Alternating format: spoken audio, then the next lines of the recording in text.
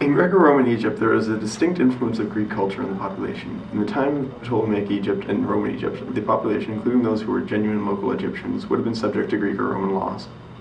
These people were, however, not European. Many of them had Greek or Roman ancestry, but that was through marriage, and they weren't really of European descent. And furthermore, it's shown that the people of the time did show favoritism to those who were members of the Greek culture in Egypt, especially with regards to official policies.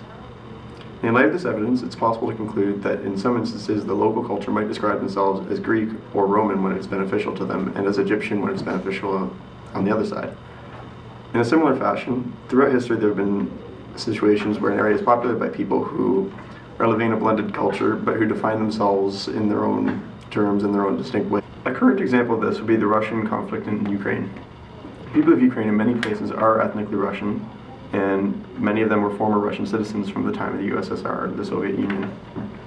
Despite this, many Ukrainian people were vehemently against the Russians' attempted occupation and annexation of the Ukraine. They described themselves as independent and separate from the Russians.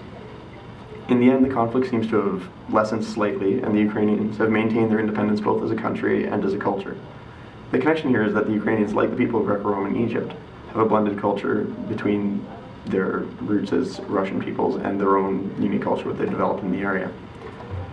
They're heavily influenced by the cultures they're involved with, but despite this, they still maintain a separate and unique cultural identity which they can use to their advantage depending on the situation. In this case, they're saying that they're independent. In other cases, they might try to ally themselves with the Russians if there was another issue.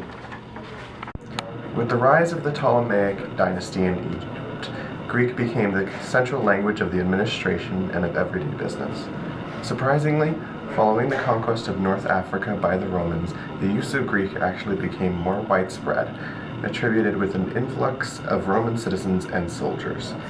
In the readings, evidence points to the use of Greek spreading as far as Upper Nubia, where Greco-Roman and Nubian temples have dedications written to the god Mandalus in Greek.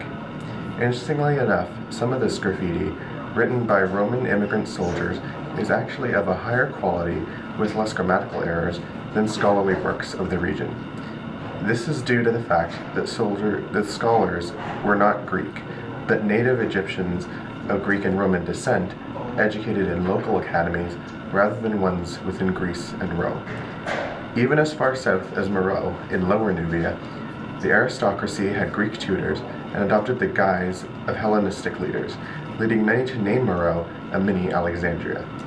The reality is that Lower Nubia mostly retained its culture with a separate aristocratic culture placed on top.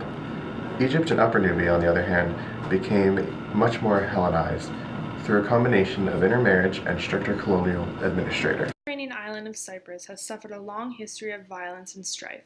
Since the 1950s, when it was still a colony of Britain, Cyprus has been a battleground between its two main ethnic populations, now the Greek Cypriots and the Turkish Cypriots. During most of its recorded history, Cyprus has been picked up as part of the Assyrian and Persian empires, then by Alexander the Great, and then by Ptolemy of Rome. Under Latin rule, the Orthodox Church was undermined, and it still wasn't until the Muslim faith entered that the Orthodox Church began to see its independence within Cyprus. Now, Cyprus has been divided since 1974, when Turkey invaded the north in response to the military coup on the island, which was backed by the Athenian government. In 1974, the island was partitioned, resulting in the northern part of the island to be inhabited by solely Turkish Cypriots, and the southern part of the island was inhabited by Greek Cypriots. Thousands of Greek Cypriots either fled or were exiled from the north, and thousands of Turkish Cypriots were displaced from the south. Currently, dividing the two regions is a UN buffer zone called the Green Line, which separates the two regions from Morphu through Nicosia to Famagusta. This zone is heavily patrolled by UN troops. In 1983, the Turkish area of Cyprus declared its independence. It is now called the Turkish Republic of Northern Cyprus, and it is a separate entity which is only recognized by Turkey. This contemporary example of occupied territory is a great way to show comparisons between ancient Greco-Roman occupation of ancient Nubia. Now, accounts of Nubia were heavily Egyptocentric, leaving out the perspectives of the Nubians themselves. Similar to that of Cyprus, where It's very one-sided in their historiography.